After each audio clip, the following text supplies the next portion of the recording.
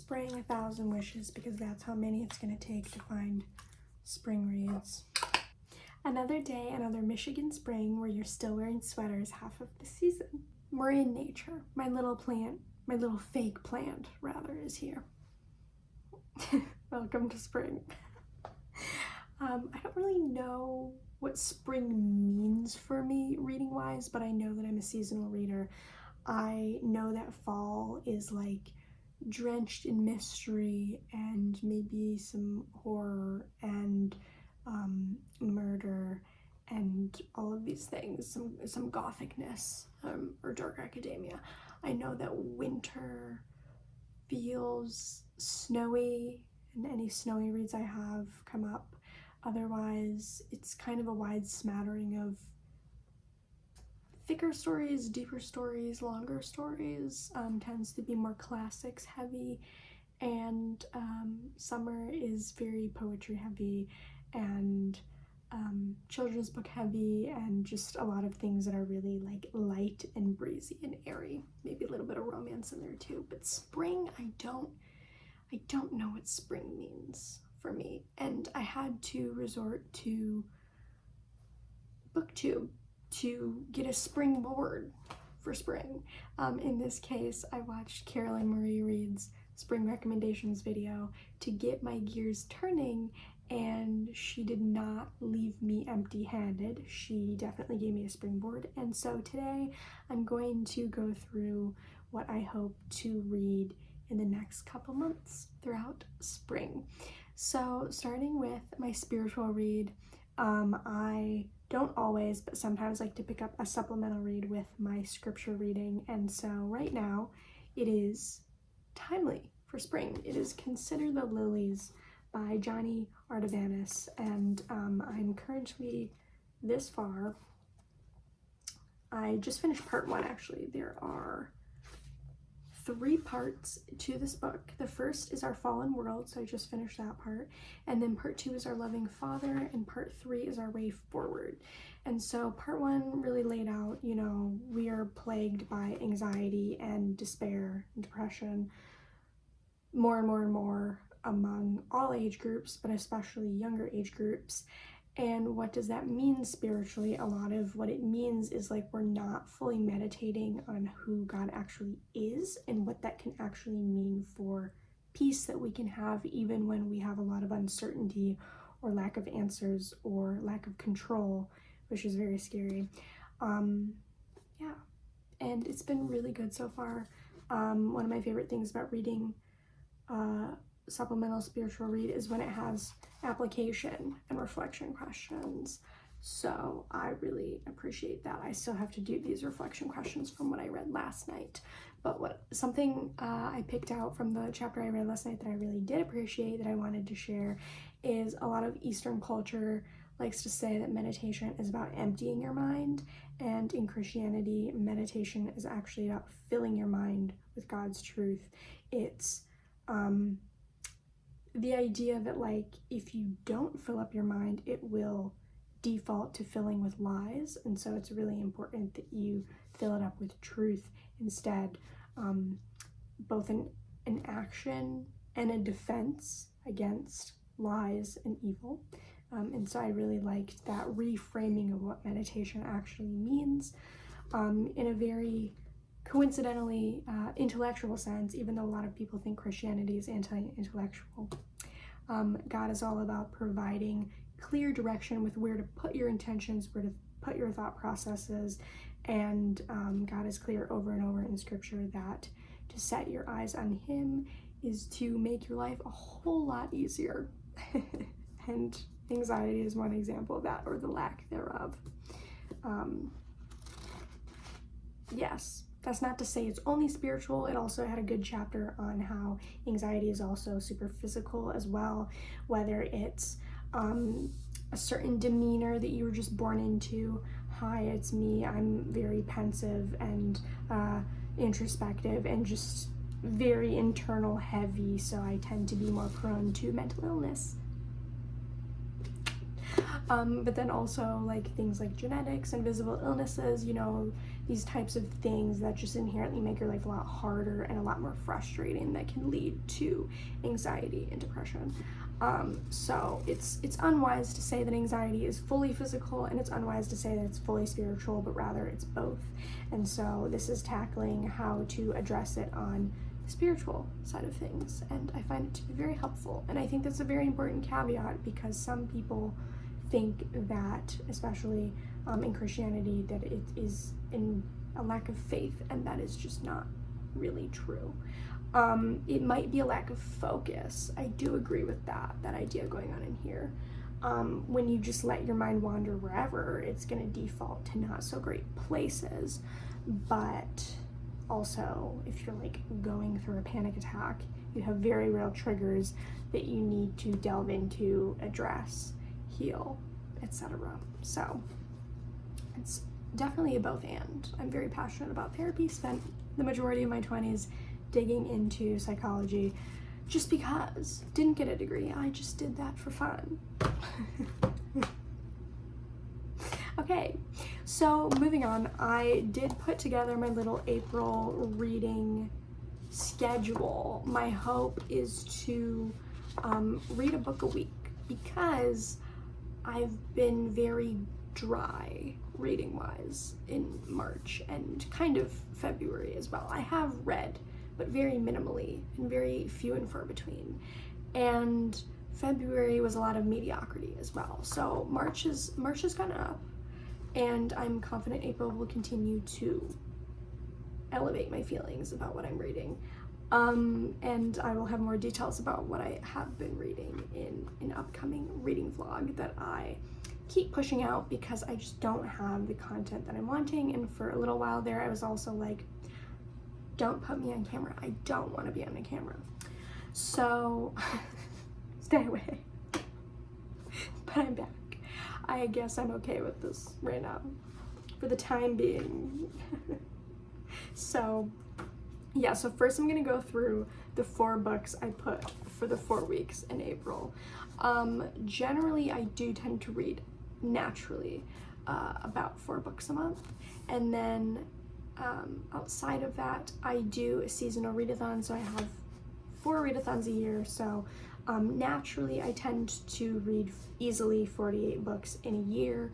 And then if you add in the readathons that I've started doing regularly every season, that's 4 a year. So that brings me up to usually pretty naturally about 60 books a year, which some people think is an insanely high number. And some people are like, I can do triple that easy. And to that I say, comparison is the thief of joy. So stop. Do whatever is natural for you.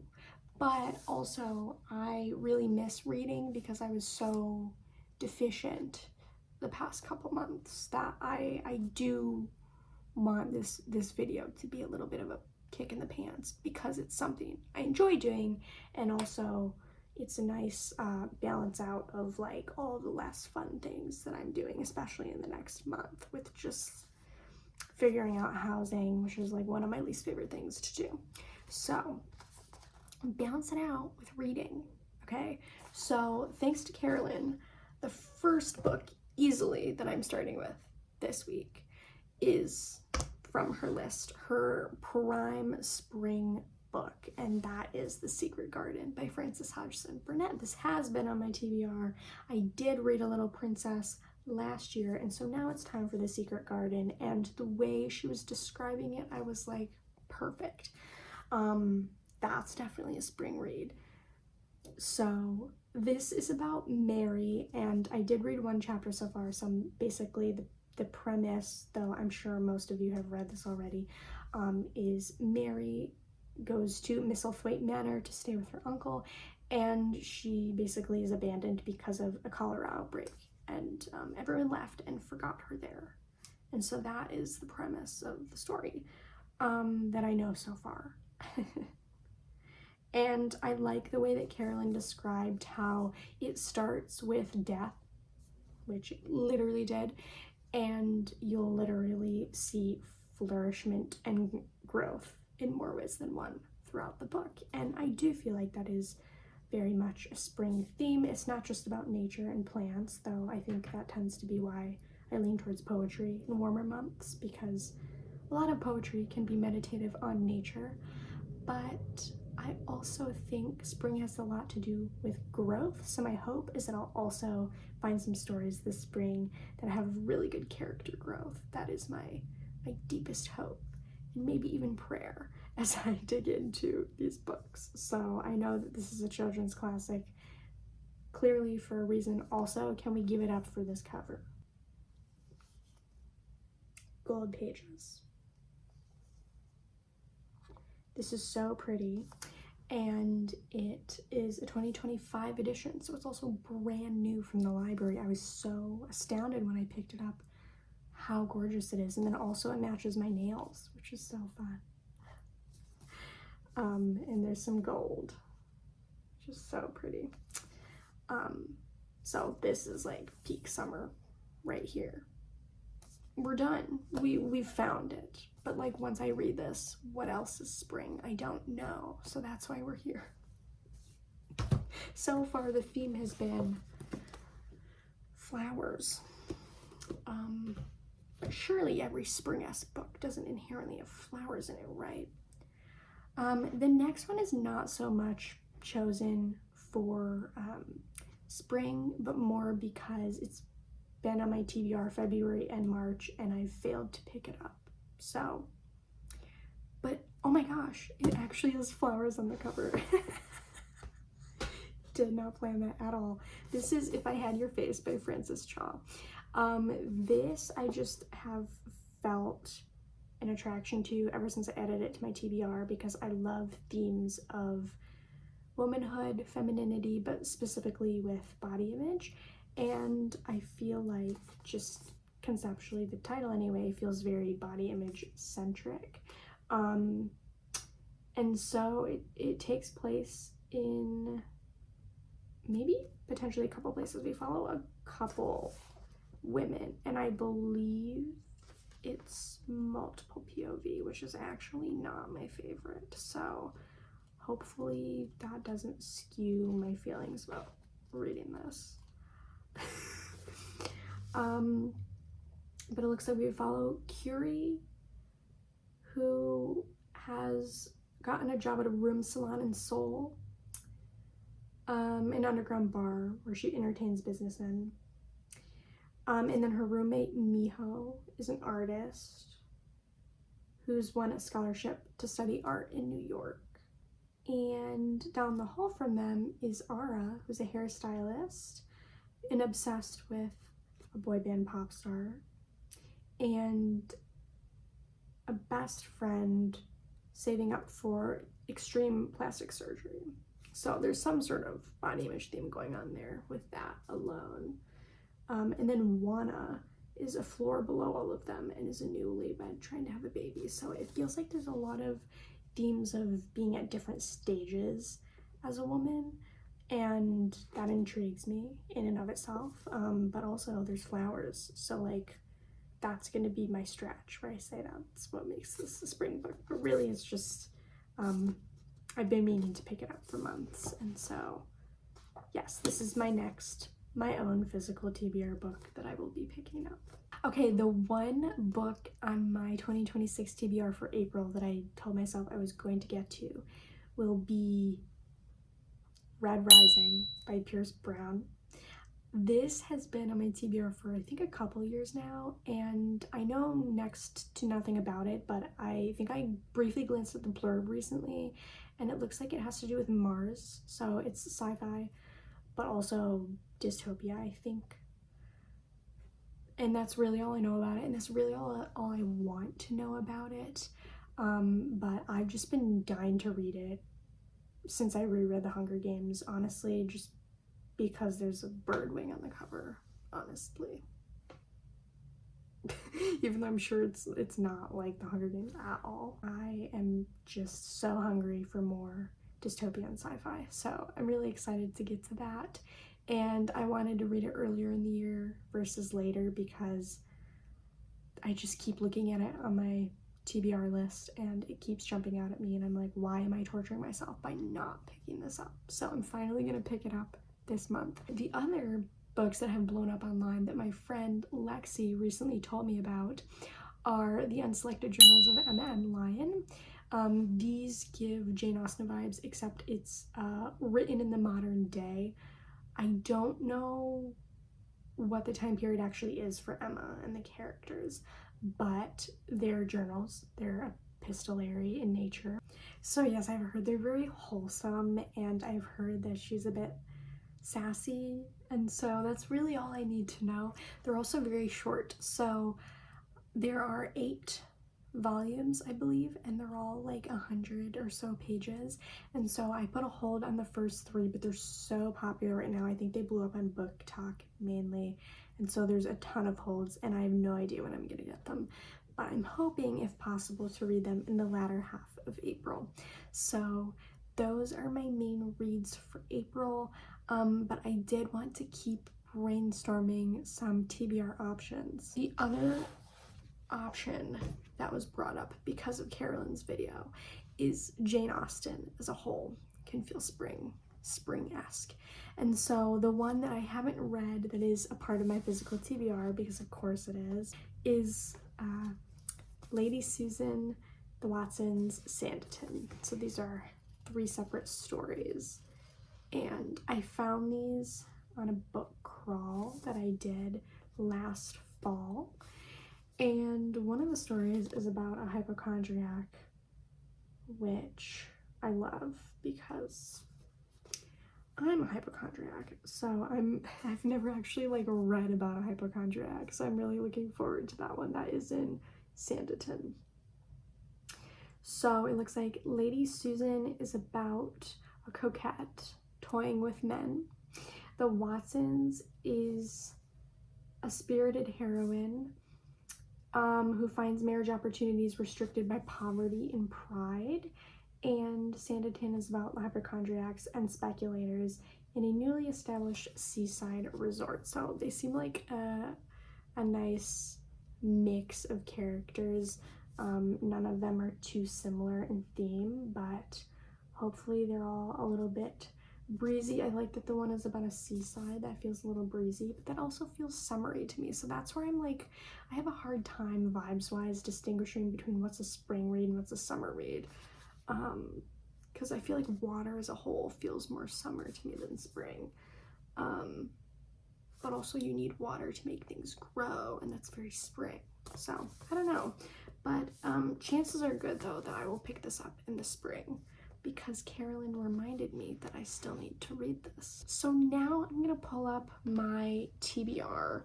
So we have 2 books from that collection that are in my physical TBR. So I'll probably pull like 1 more from my physical TBR, but I also wanted to pull up, before I get too hasty, I do want to pull up the full TBR to see if any books in particular jump out as maybe being spring-esque, because I haven't really explored that on my own outside of the video that I watched. So let's see if I can sniff out something that might feel like springtime. I always start from like my newest added books to my TBR. I'm gonna start from the oldest because I never do that. Ooh, this one seems like it could be really good. The first one I pulled up upon just initial glance is When the Apricots Bloom by Gina Wilkinson, because bloom, right? This is about 3 courageous women confronting complexities of trust, friendship, motherhood, and betrayal under the rule of a ruthless dictator and his brutal secret police. Gina Wilkinson was a former foreign correspondent. I didn't know that. But it's about Iraq at the turn of the millennium and the impossible choices faced by families under a deadly regime. So a little dark in terms of history, but it seems like there would be themes of blooming and growth, which is what I'm going for in the springtime. So that's definitely a contender. And I feel like this list is also just about having spring-esque options to dip into. So I'm not necessarily married to every single book that I'm looking at. I seem to be attracted to the ones that have pieces of nature on the cover. Another contender could be the Poisonwood Bible by Barbara Kingsolver. It's the beautiful tree on the cover. This feels like it's a little more of a saga. It's also a chonker. It's over 500 pages. So probably not. I feel like I'm not quite in the mood for something that long right now. But who knows, maybe come May I might be. So that could be an option. Another option could be As Long as the Lemon Trees Grow by Zulfa Kato. So those are some TBR options. I'm gonna pull at least one from the TBR jar. And then I also will be reading my 2026 book for May will be What My Bones Know. So that will be my mental health month book and an additional spring read.